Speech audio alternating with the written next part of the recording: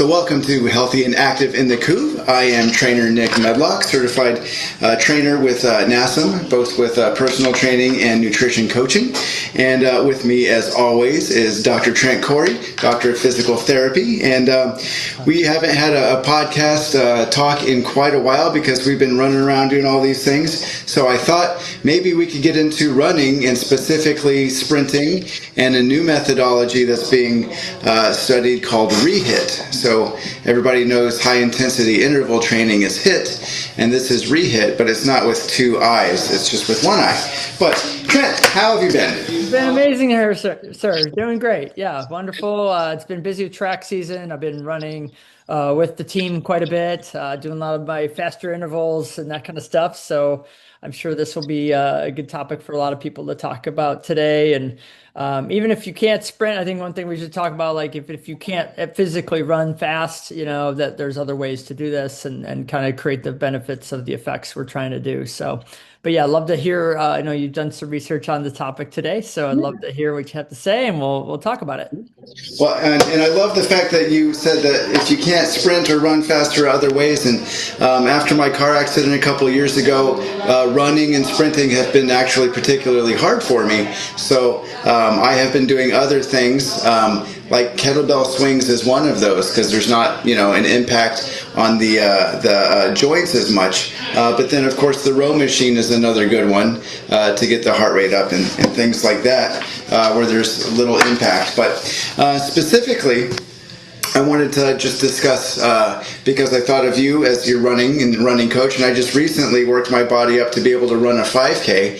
So the nerve issue from the car accidents and everything are settling down enough that I can have all that impact. And I love running, and I'm going to work myself up to long distances again soon. So I'm enjoying the process.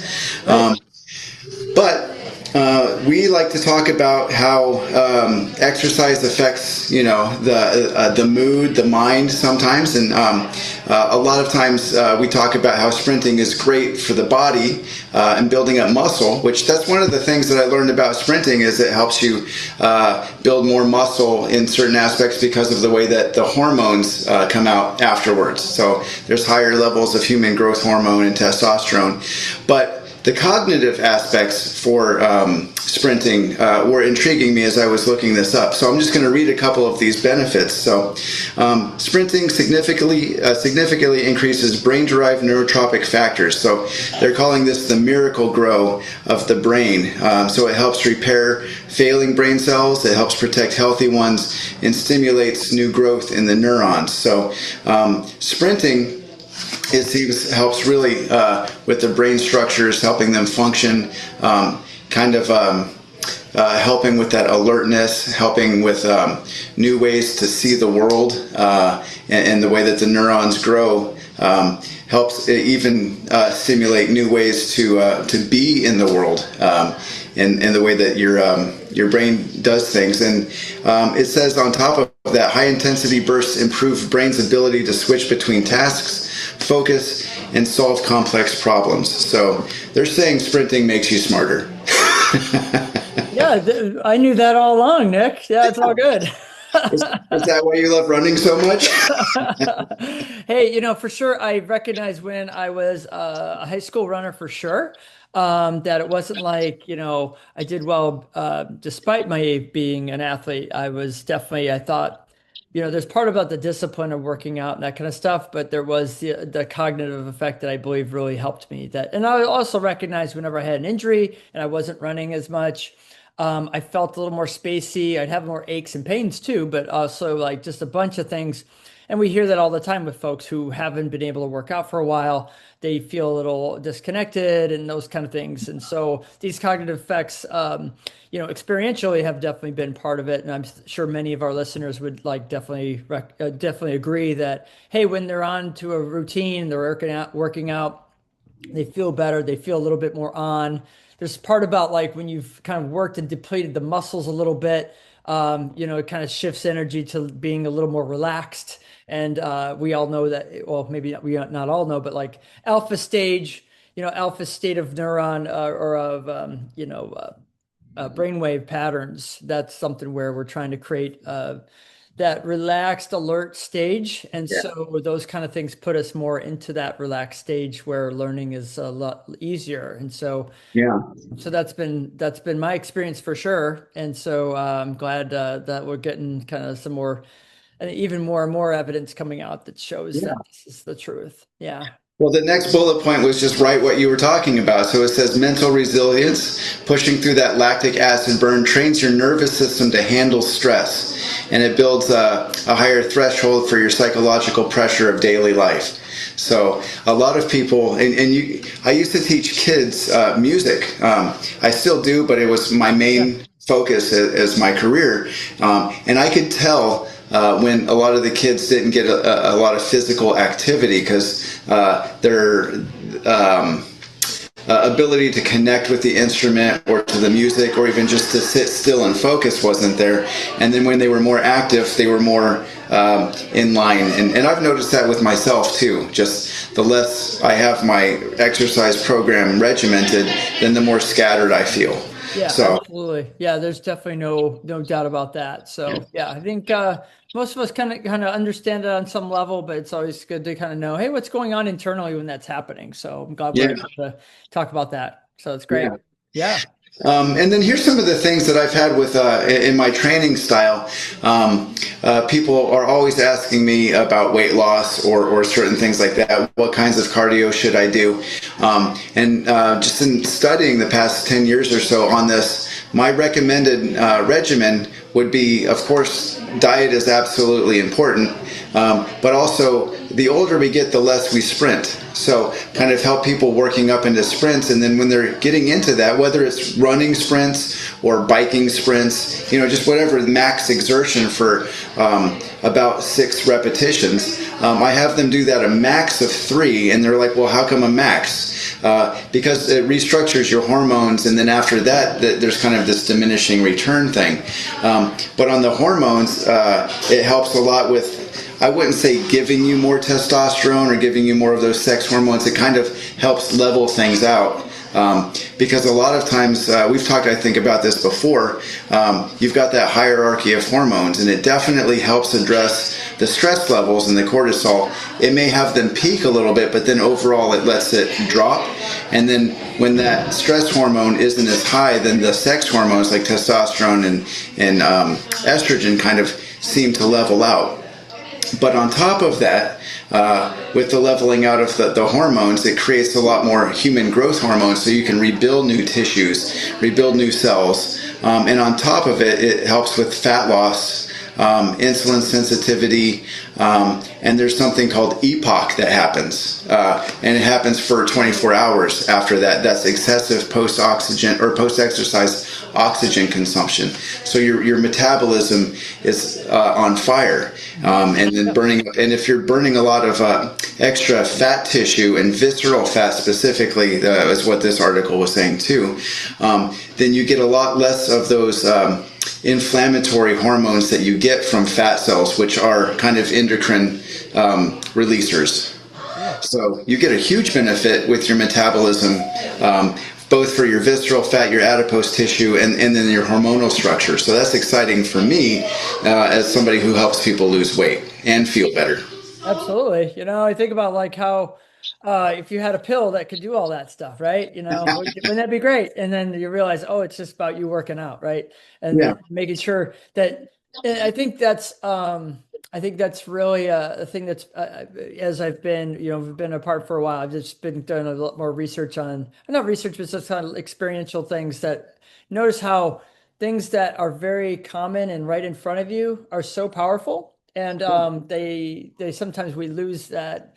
We don't understand how powerful they actually can be because they're just so frequent and they don't seem too amazing. Like, you know what I mean? Like, it's definitely something where they're just they're kind of stepped over many times because we don't really put that effort. We don't recognize that that's actually what it's really doing internally. I think if people really had a deep understanding of what's actually going on, like all these gyms would be full, man, right? Right, Like right. working out all the time, but like, everybody's looking, so many people are looking for just something a little more of a shortcut or those kind of things, but it's just day in and day out doing these kind of things. And that's what, all the things that you mentioned give us like more validation for, yes, we need to work out. Yes, we need to do strength training. We need to do sprint, you need to sprint once in a while. I was Yeah, just pulling up, you know who Mark Sisson is? Do you know who that guy I'm is? Mark's familiar Daily now. Apple. Let me see. Anyway, I was looking at some of his stuff. I was going to see if I could actually show a picture of him. He's like 70, he looks ripped, and he used to be a Okay. marathon runner and stuff. But one of his recommendations for and just good simple things in terms of fitness and movement, he says, yeah, move frequently, Yeah, you know, lift heavy things, yeah, and then sprint once in a while, yeah, and then play. yeah, Oh, and he goes into other things like, like we've talked about before, sleep and sunlight and stress and, mental health and, the food, things to do for diet. But the things you were talking about when you were mentioning all this was I wanted to bring that up because I kind of think about that sprint once in a while thing. It doesn't yeah, have to be too frequently and really not much at all. It's a very, very low percentage of what you do total, yeah, it brings so much more benefit. But, so many people keep it at a very small, narrow band of their activity, or they keep it way subpar. People just jog and they don't do anything more intense. That's right. what we're showing is how that intensity is super important to drive it because the muscles are basically an endocrine organ that when you push and strike work through it, that's creating all these hormonal changes in your body, so Yeah. important. Super important, and I love that. And I can't recall the exact numbers, but the statistics for people who sprint over 40, it's ridiculously low. Oh yeah. Oh So, yeah, for sure. Yep. and just the impact, the jogging and the sprinting on your bone density too, because of the striking and the impact. It just Mhm. helps. It just helps a lot. Yep. Um, but I forgot to say, as far as the hormonal things. Those short explosive movements. We did talk about the testosterone, but the differences in all of the different growth hormones and other levels of hormones help with anti-aging. So if you want to look healthy and young longer on, like that guy you were talking about, Yeah. throw in some more intense things because it changes your hormone profile. And on top of it, this is where I'm really interested too, is it strengthens your heart. So it increases your VO2 max, which is like how much oxygen that you're able to use when you're building your lung capacity and ability to do more powerful, more strenuous things. That helps build that up, but it also helps strengthen the heart walls and allows your heart to pump more blood with each beat, lowering the resting heart rate overall. So increased capacity for your heart, and then also lowering that resting heart rate shows that you're not in fight or flight. You're getting to rest and digest, and so your stress levels go a lot lower. So it's the harder you work, the better your rest ability is. Yeah, absolutely. Yeah, that makes sense. I mean, right. We kind of get all this here. I'll actually show you a picture of Mark Sisson if you want me to. Okay, I'll yeah, just do a share, a little the diversion here. Let's that's see if all I good. can see if I do share on Zoom. If I can be. Can you guys see that? Yes. Okay, so there's Mark Sisson here. So yeah, he's 73. I Oh, mean, I like know his face. I just didn't know you've his probably name. seen him Yeah, before. He does yeah. Primal Kitchen and stuff, but Yep. basically, yeah, his basic tenets are just like doing basic stuff. Sprint once in a while, do some heavy lifting, lift some heavy stuff. Yeah. He does a lot of walking. He wears the barefoot shoes. He's actually one of the founders of the barefoot stuff, like one of the Right. barefoot walking shoes. So, yeah, cool dude. Well, gets outside a lot, but anyway, just wanted to share that. So I thought it was important for us to understand, like, get a little visual to what we're talking about. That he was into strength marathon training, and then he realized a lot of stuff. He's more about walking now, but then he does Okay. heavy lifting and then the strength stuff, and very much about what we've talked about already, barefoot-ish type stuff, getting outside in nature. All these things are kind of right up what we're talking about. That this part of what you're mentioning was sprinting, high intensity stuff. It's an important part of the whole whole puzzle for you to optimize your health. So. Yeah. And then before we run out of time, have you heard of ReHit training before? We've heard of HIT, but have you heard of ReHit? So when you brought it up, I had not. And like maybe, when you describe it, I think, so many things are out in the new world, like and maybe it's been out for a while, but I'm finding that there's a lot of new names to different things that Yeah. might have different thing that, oh, that's what that used to be. And Yeah. so, but you've probably heard of High Rocks, people are doing this all the time and Yeah. like, okay. We just need to call it something fun and then we'll all do it. So, Right.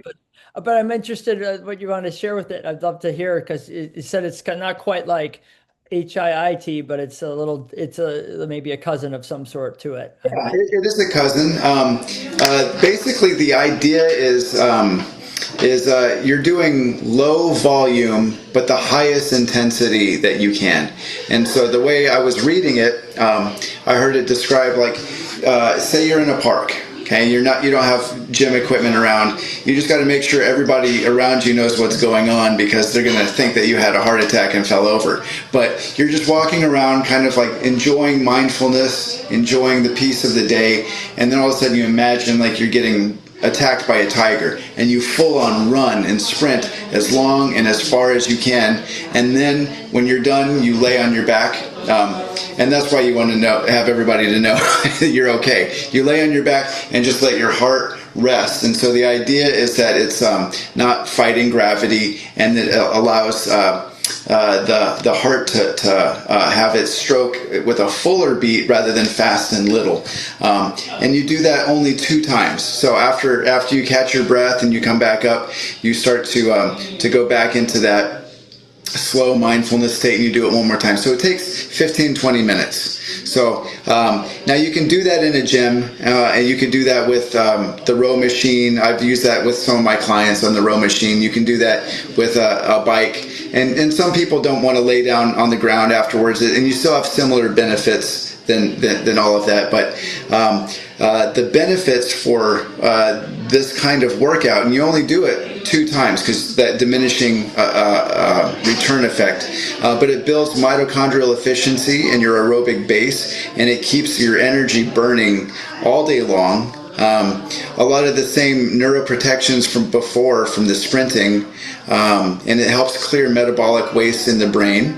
It also increases VO2 max, and I can't find the chart right now, but it outperformed the results from HIT training in those two sessions within 20 minutes than I think they were saying with 40 minutes to 60 minutes of HIT training.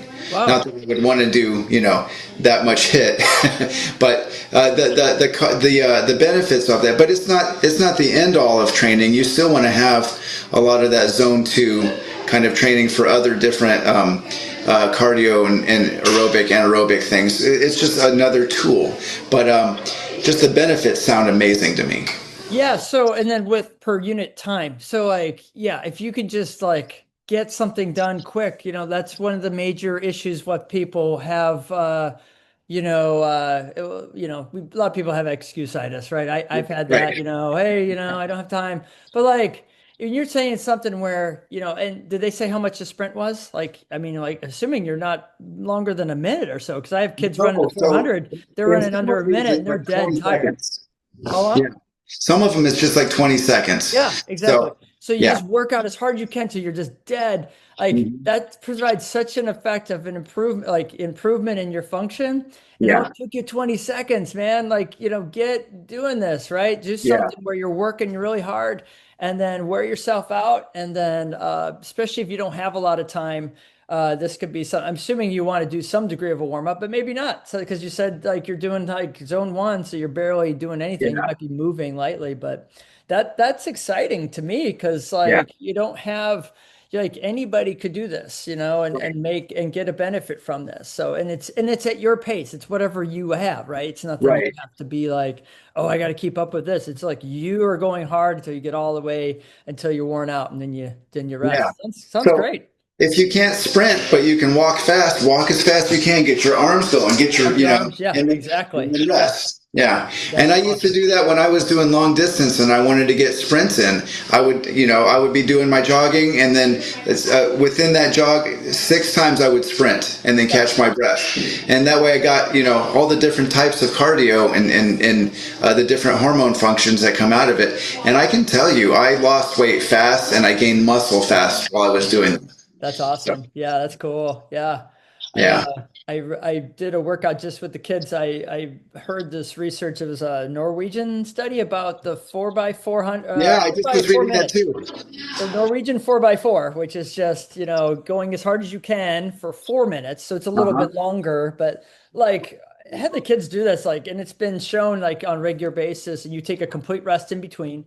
And Uh-huh. yeah, it's been shown to increase your VO2 max, which is, Yeah. utilization of oxygen. So I'm like, okay, we're gonna go do these guys. And it was challenging. Oh yeah. I did it myself and I was pretty worn out. And you really want to go full out for those 400 for those Sure. 4 minutes. And Yeah. my goodness, but creating a new level of growth takes that, and you have to kind of go past that limit versus where I see so many friends of mine who are just going really light and long and they love ultra stuff. And I am Yeah. not bashing that. Good for them, but like I don't have time for that. And so Yeah. for me, I'm just gonna I could go run out for 4 or 5 hours, but I don't have that time. Most of us don't. So, but if you can do a quick workout, that's 16 minutes, a hard workout. You can do it on a bike, do whatever. Yeah. And your 3 minutes rest between, and that's it. So in 25 minutes, you are done with that workout. And it is like, whew. Yeah, I love it. So, I experimented with that. I've got other protocols that I've written for myself. And I love all those things that aid because you can build a structure around that where like I couldn't run for a while, so I was having to do things like that because I was losing my VO2 max because I wasn't being able to run or sprint properly. So building that back up, the Norwegian 4x4, or I have a program where I do swings in between body weight exercises. And I love that. So kettlebell swings, get your heart rate going. And then for me, the body weight exercise was the rest. So, but it was like, and I would rotate upper body and lower body, pushing and pulling. So I'd work a whole yeah, bunch of different muscles so the blood would flow. yeah, And that for me really helps my endurance a lot and builds muscle. So yeah. I love all those different kinds of programming, but That's yeah, awesome. get the heart rate up a lot. Yeah, for sure. That's Yeah. good. Well, good. This is a great topic. I think a lot of folks can understand this, how this can really help us all and become a practical way to integrate into your routine. Or if you haven't been doing much routine, you can kind of carve out. There's really no excuse for time that you can go hit it really hard and do something and get a good benefit from it. So Absolutely. hopefully people will take that into Yeah. heart and do it. Yeah, for their body, their brain, and like you said, their heart. So it works on the emotional level, the mental level, all of it. So For sure. awesome. Awesome, Nick. Great. Yeah. Well, great talking with you today. Awesome, Nick. All right. Take care.